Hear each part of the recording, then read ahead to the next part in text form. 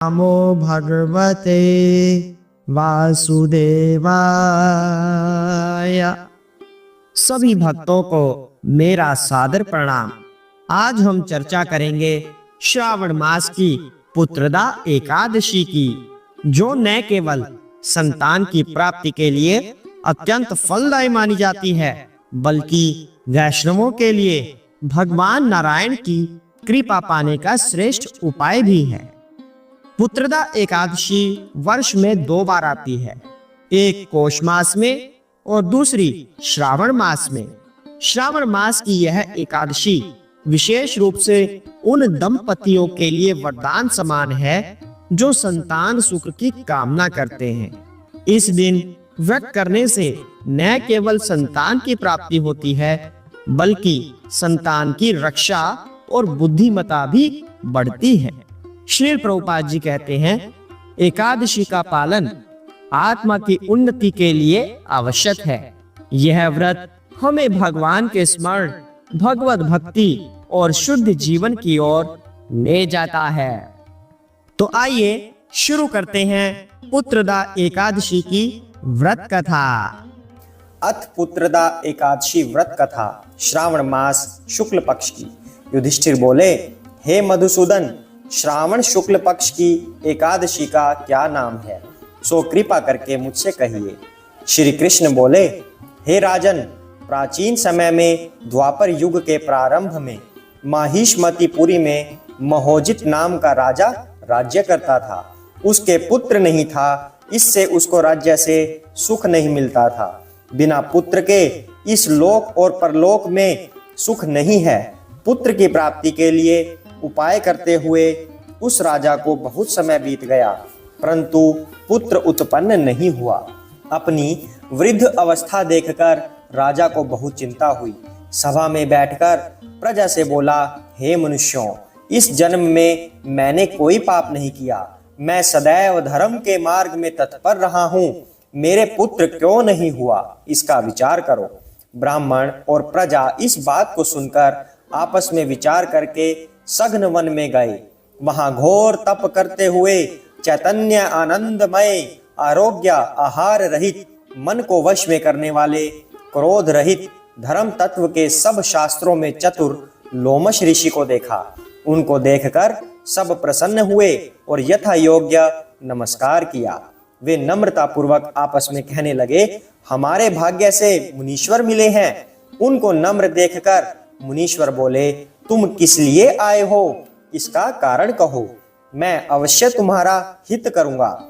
हम सरीखे मनुष्यों का जन्म परोपकार के लिए ही है, इसमें संशय नहीं है। मनुष्य बोले, हम अपने आने का कारण कहते हैं, आप सुनिए। हम संदेह निवारण करने को आपके पास आए हैं। महिजित नाम का राजा पुत्रहीन है। हे ब्राह्मण, हम उसकी प्रजा हैं और पुत्र की तरह उसने रक्षा की है। उसको बिना पुत्र के देखकर उसके दुख से हम दुखी हैं। सो दृढ़ विचार करके हम तप करने को यहाँ आए हैं। हे द्विजोत्तम, जिसके भाग्य से ही हमको आपका दर्शन हो गया है, बड़ों के दर्शन से ही मनुष्य का कार्य सिद्ध हो जाता है। हे मुने, ऐसा उपदेश दीजिए जिससे राजा के पुत्र हो। उस राजा के पहले जन्म का वृतांत ध्यान करके मुनीश्वर बोले, पहले जन्म में यह राजा निर्धन और क्रूरता के कर्म करने वाला वैश्य था। एक गांव से दूसरे गांव में जाकर व्यापार करता था। एक समय ज्येष्ठ मास के शुक्ल पक्ष में द्वादशी के दिन मध्याह्न के समय गांव की सीमा पर प्यास से व्याकुल हो गया। वहां सुंदर जलाशय को देखकर जल पीने का विचार किया। वहां हाल की ब्याई गो बछड़े समेत जल पीने को आई। वह प्यास और धूप से व्याकुल थी। वह उसका जल पीने लगी। उस वैश्य ने जल पीती हुई गौ को हटाकर जल पिया। उसी के पाप से राजा पुत्रहीन हुआ। वे मनुष्य बोले, हे मुने, पुराणों में सुना जाता है कि पुण्य के प्रभाव से पाप दूर हो जाता है। इसलिए पुण्य का उपदेश दीजिए जिससे पाप का नाश हो और आपकी कृपा से इनके पुत्र हो। लोमश ऋषि बोले, श्रावण शुक्ल पक्ष में पुत्रदा नाम की एकादशी प्रसिद्ध है।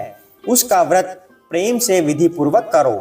रात्रि में जागरण करो, उसका निर्मल पुण्य राजा को दो। ऐसा करने से निश्चय राजा के पुत्र होगा। लोमश ऋषि के वचन को सुनकर और उनको प्रणाम करके प्रसन्न होकर सब अपने अपने घर चले गए। श्रावण आने पर सब लोगों ने राजा सहित श्रद्धा पूर्वक व्रत किया। द्वादशी के दिन अपना पुण्य राजा को दिया। पुण्य देते ही रानी ने सुंदर गर्भ धारण किया। प्रसव का समय आने पर सुंदर पुत्र उत्पन्न किया। हे नृप श्रेष्ठ, इस प्रकार यह पुत्रदा नाम की एकादशी प्रसिद्ध है। इस लोक और परलोक का सुख चाहने वालों को इसका व्रत करना चाहिए। इसका महात्म्य सुनकर सब पापों से छूट जाते हैं और पुत्र का सुख पाकर अंत में स्वर्ग को जाते हैं। हरे कृष्णा। इस दिन फलाहार क्या लेना है? इस दिन गुड़ का सागार करना चाहिए। तो आशा करते हैं आपको यह कथा पसंद आई होगी। अगर आपको यह कथा पसंद आई है तो चैनल पर बने रहिए, सब्सक्राइब कर सकते हैं, क्योंकि इस तरह की व्रत त्योहारों की कथाएं चैनल पर आती रहती हैं।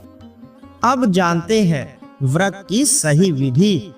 एक दिन पूर्व दशमी को सात्विक भोजन करके रात्रि में ब्रह्मचर्य का पालन करें। एकादशी के दिन प्रातः ब्रह्म मुहूर्त में उठकर स्नान करें। भगवान श्री हरि विष्णु का पंचामृत से अभिषेक करें। पीले पुष्प, तुलसी दल, धूप, दीप व नैवेद्य अर्पित करें। ओम नमो भगवते वासुदेवाय मंत्र का जप करें। दिन भर निर्जल या फलाहार व्रत रखें। शाम को दीपदान करें और भगवान की कथा सुने व सुनाएं। द्वादशी तिथि को योग्य ब्राह्मण या वैष्णव को भोजन करवाकर दान दे, फिर स्वयं पारण करें। आइए अब जानते हैं व्रत के नियम क्या क्या हैं। क्रोध, छल, कपट, कटु वचन, नींद में अधिक समय, तामसिक भोजन, प्याज, लहसुन आदि से दूर रहें। केवल भगवत भजन, जप, कथा और सत्संग में मन लगाएं। शास्त्रों में कहा गया है कि यदि नियम पूर्वक व्रत न किया जाए तो उसका फल नहीं मिलता। श्रील प्रभुपाद जी कहते हैं, एकादशी का अर्थ है इंद्रियों का व्रत, केवल भोजन का त्याग नहीं, अपितु मन, वाणी और कर्मों की शुद्धि ही सच्चा उपवास है। एकादशी का व्रत न केवल भगवान विष्णु को प्रिय है, बल्कि इस व्रत में तुलसी सेवा का भी अत्यंत महत्व है। एक अत्यंत प्रेरणादायक कथा से इसे समझते हैं। पुराणों में आता है कि वृंदा नामक एक परम पतिव्रता स्त्री थी, जो राक्षस जलंधर की पत्नी थी। उसके पतिव्रत धर्म के कारण जलंधर को कोई भी देवता पराजित नहीं कर पा रहे थे। तब भगवान विष्णु ने छल पूर्वक वृंदा का पतिव्रत भंग किया और जलंधर मारा गया। जब वृंदा को यह ज्ञात हुआ तो उसने भगवान विष्णु को श्राप दिया कि जिस प्रकार तुमने मुझे धोखा दिया, वैसे ही तुम्हें भी पत्नी से वियोग सहना पड़ेगा। वृंदा ने अपने शरीर का त्याग कर दिया। बाद में वह तुलसी के पौधे के रूप में उत्पन्न हुई। भगवान विष्णु ने उसकी तपस्या, शुद्धता और श्राप को स्वीकार किया और तुलसी से विवाह कर लिया। तभी से तुलसी को भगवती का स्थान मिला और शालिग्राम अर्थात भगवान विष्णु से उसका विवाह किया जाता है। इस कथा से हमें क्या सीख मिलती है? सबसे पहले आप कमेंट बॉक्स में लिखकर अवश्य बताइएगा कि आपको क्या समझ में आ रहा है। आइए हम अब बताते हैं। इस कथा से हमें यह सीख मिलती है कि सच्ची भक्ति, निष्ठा और त्याग का सम्मान स्वयं भगवान करते हैं। एकादशी व्रत में तुलसी दल अर्पण और सेवा का यही रहस्य है। हरे कृष्णा। तो आइए अब जानते हैं जिस चीज के लिए, जिस फल के लिए यह व्रत किया जाता है, उसका विशेष उपाय क्या है, अर्थात संतान प्राप्ति के लिए क्या उपाय है। यदि कोई संतान प्राप्ति की विशेष इच्छा रखता है तो इस एकादशी को पूरे भाव से करे। संतान गोपाल मंत्र का जाप करें।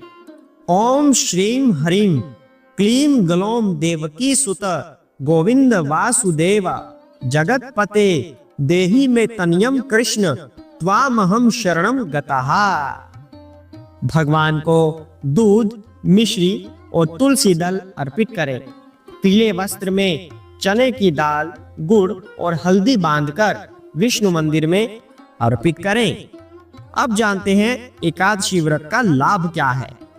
संतान की प्राप्ति, संतान की रक्षा और दीर्घायु, जीवन में सुख, शांति और भगवत कृपा, पितृदोष से मुक्ति, मोक्ष की ओर अग्रसरता।